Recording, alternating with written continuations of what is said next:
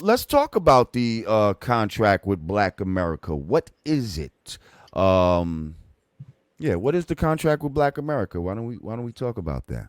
Yeah, you know what? I'm gonna pull it up so in case you have some specifics on it. But let me say this: it's something that Ice Cube and his team put together, and Shout out to Ice Cube. yeah, man, I thought it was great, and I didn't, I wasn't friends with Cube maybe I guess 2 months ago. I wasn't friends with him. I knew a few rappers or whatever, but I didn't know him. And but he was he's one of my favorites. I mean, I like his music and everything, but I didn't, politically, I never really had a reason to talk to him. And but I saw the contract, and it wasn't just some shit that he threw together. It wasn't like he just said, "I'm just gonna, because I'm famous, I'm gonna go and just tell people what I think." He actually got some scholars. He got some really intelligent people together. In addition to himself, he's a smart guy too, and he put together something that really made me it gave me the sense of almost like a black version of a Declaration of Independence. And he covered, and I read through it, in detail and everything else, and they did a really good job of hitting the mark on a lot of the issues that plague us as black people. And so I just congratulated him on it, because I think it's great when you have people. I don't really. I'm gonna tell you the truth, man. I'm real skeptical of a lot of celebrity types. I just because they're just in a world I don't understand. They have to appeal to people that I don't give a fuck about. But I saw him. I saw this man go on his Instagram and I mean and get attacked. I mean, it's amazing. It's amazing what happens when you have somebody that's a rapper or athlete, and you see the reaction when people realize he's not just going to shut up and dribble, or he's not just going to shut up and rap.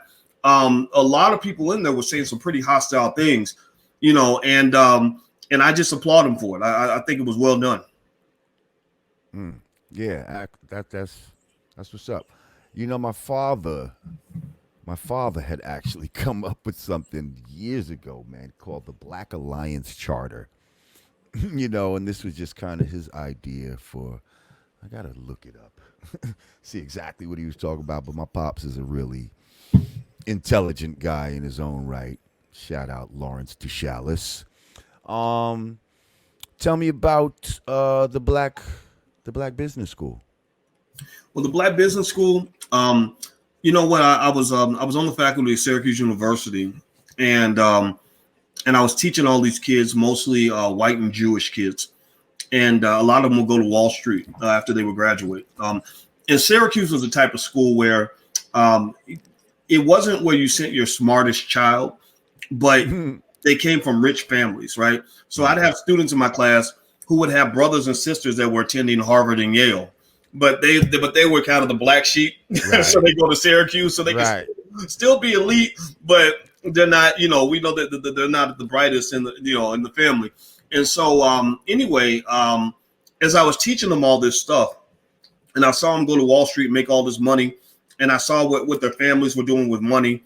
I felt a little bit confused because up until that point, I thought I was a successful black man. And the reason I thought I was a successful black man was because white people had given me a nice job, Mm. and but I realized that I wasn't as successful as I could have been or wanted to be because my work was having no impact on the people that I cared about. It's like being a 5-star chef and you're cooking tons of food for people who don't need to eat, but your relatives are starving down the street. That's how I felt. So I started to conduct and put together methods that would allow me to take the things I was teaching in the classroom and get them to the masses. And I saw the internet as a beautiful opportunity to do that. And so the Black Business School came out of that. And what the Black Business School was designed to do was to be a low cost, high quality, culturally relevant way for Black people to get a superior education in all things economic and business. The average student in school just pays a couple $100s a year. Some people don't pay anything if they don't have any money. We don't charge them anything. It's like a little bit like a church, and we're really good at what we do because we solve one problem. We focus on one thing, and that is the racial wealth gap. That's it. We black first. It's all about black people. And so we focus heavily on the three pillars of wealth, the three ways that rich people get rich. One is through stock market investing. So the vast majority of our students invest in the stock market. I can show them how to do that in 10 minutes. I wrote my dissertation on it when I got my PhD and everything. That's my specialty. Real estate. We have a guy named Julian Gordon, who's one of the best out there on real estate. He's got tons of people, not just their first home, but they're renting property, all kinds of stuff. And then the third area is entrepreneurship. I'm a believer that every black person, every black child, especially every black boy, should know how to start a business by the age of 12 as a rite of passage. Why is that important? It's important because your economic standing, your economic freedom, your economic flexibility is heavily connected to your access to manhood. A man who cannot provide doesn't feel like a man at all. And what is the paradox that we're trapped in as black men is that many black men are raised to expect and to believe that it is a white man's job to allow him to provide for his family. And that is a terrible trap to fall into, because if that other man is providing for your wife and your children, then you're not the man of your house. He's the man of your house, right? And so I believe that black men, especially men, men, guys like yourself, for example, like you don't come out to me as a guy who's gonna be that good at working for white people. I know that I'm not. Absolutely not. Guys like us get fired on our day off, right? So you have these men in the community who are not, interested in being beta males. We're not interested in playing third fiddle. We're not running around trying to put on a dress and a wig, and so you don't fit in to somebody else's hierarchy. So men like that, true kings in the community, which there are millions of black men who fit that category. I believe that a black man who wants to be a king must learn how to build a castle. So what I found was that even when I built little castles that weren't that big, the pride of having my own castle superseded any extra money I could have made by living in somebody's spare bedroom, in their mansion, or being a part of somebody's organization or corporation. It wasn't about the money.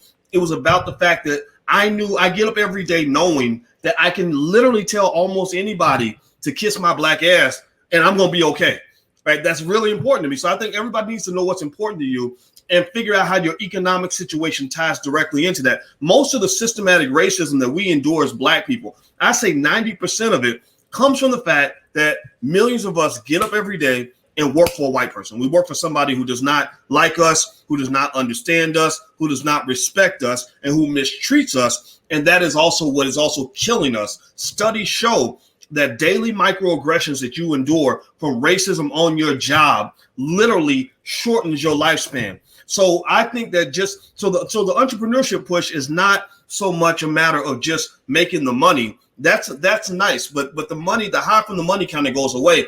It's really about peace of mind, freedom, and happiness. Because what did the ancestors want for us? They wanted us to be free, and I think your economic situation is a huge part of that process. Right. So here's the thing. Like all three things that you said, right? Stock market, real estate, entrepreneurship. All of those things, it seems like it takes money to make money. We as black people seem like, not only we're starting at a negative. We're not even starting at zero sometimes. We're starting at negative, 5 or something like that. Yeah. How do, when you're living day to day or paycheck to paycheck, where do you get the extra money? Or if you're 12 years old and you're trying to be an entrepreneur, what am I selling besides, the frame of reference that we all think of drugs, of crack, weed, whatever the case may be. Like, what are some examples that an average 12-year-old can take, or without having to be a rapper or whatever the case may be, to start entrepreneurship and to get into these fields without having a lot of money and growing up with rich parents and all that? Man, I think it's a great question. And one of the biggest misperceptions I want people to kind of try to get rid of right now is it's a huge misperception that most wealth comes in the form of money. Most wealth is not money. Wealth is could be called capital. And capital comes in a lot of different forms. For a lot of us, our money in our bank account is the lowest form of wealth that we actually have.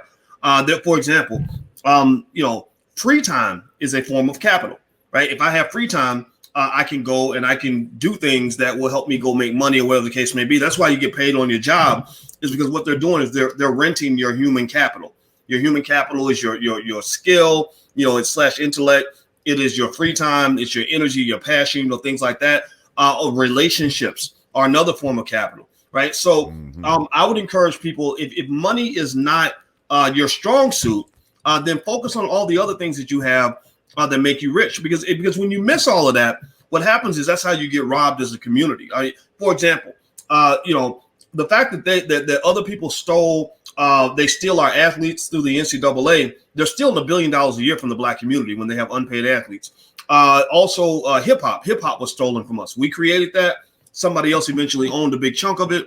That was a process that I think could have been minimized by a specific mindset in terms of understanding how business works and distribution, all this other stuff, right? So what I would say is don't think that you're poor because you don't have money. The first step I would take, if I'm trying to go into entrepreneurship specifically, is to realize it doesn't cost you anything to get knowledge. And you're adding to your wealth when you get knowledge. So if I get on the internet every day and I'm watching financial channels and I'm reading stuff on the internet and I'm taking free classes on the internet, or you can even join the Black Business School for free. We give more.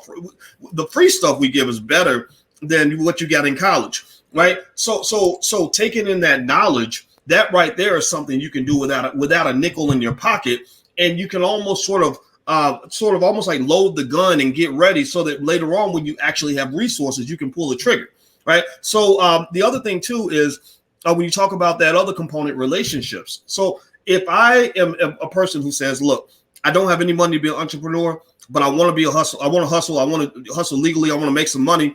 So I'm going to learn everything I can. I'm going to listen to every podcast. That was what I actually did when I had to make that transition from employee to business owner. All I did was listen to podcasts about entrepreneurship and hear them tell their stories. Then what you do is you can maybe form relationships with people that have what you don't have. So maybe you bump into somebody who says, look, I'm looking for a way to flip some money. Well, if you have the mindset of an entrepreneur, you've already got $1 million inside your brain. Like, and I'm not exaggerating. I'm not being dramatic when I say this. An entrepreneur has a way of seeing the world that is absolutely extraordinary. Like a good entrepreneur can see money when no one else sees money. It's almost like the difference between if you take a dog that's domesticated, like that's what we are. We're raised to be like domesticated house pets, where we learn how to get our money from a paycheck, right? A dog in the house doesn't know how to hunt, right? He only knows how to sit and wait for food to be delivered to him, and if it's not delivered, he's gonna starve to death. Compare that to a dog that lives in the wild, right? He may not be eating as good, but he knows where the food is at. He knows how to dig in the garbage cans. He knows how to hunt animals, right? So a dog that knows how to hunt can go into the woods with a domesticated dog, and the domesticated dog may starve to death and say, there's no food out here. The dog that knows how to hunt is going to say, what are you talking about? There's food everywhere. And I've seen that. You see what I mean? So I've seen that with entrepreneurs. I know entrepreneurs who will say, no, there's money everywhere. And I'm talking about brothers. I'm talking about Black men. I'll tell you this story, man. I'm going to shut up about it.